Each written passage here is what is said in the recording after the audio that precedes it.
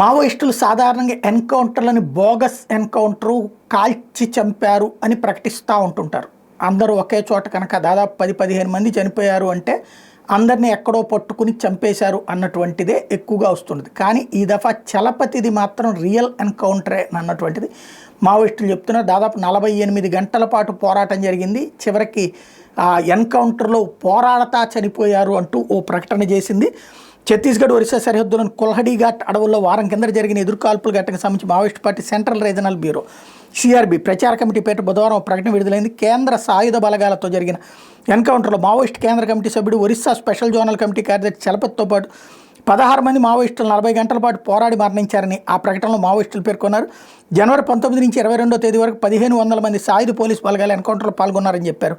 చిత్తూరులో బీఎస్సీ చదివి మదనపల్లిలో సెరికల్చర్లో ఉద్యోగం చేరిన చలపతి ఉద్యమ ప్రభావంతో ఆ కొలువును వదిలిపెట్టాడు. అనంతరం ఉద్యమంలో చేరి వివిధ హోదాల్లో పనిచేశాడు. తీవ్ర అనారోగ్యానికి గురై కాళ్ళు సహకరించకపోయిన 2 కర్రల సహాయంతో అనేక కిలోమీటర్ల దూరాన్ని ప్రయాణించాడు అన్నటువంటి విషయాన్ని ఈ సందర్భంగా గుర్తు చేస్తూ ఆయనకి నివాళులు అర్పించింది.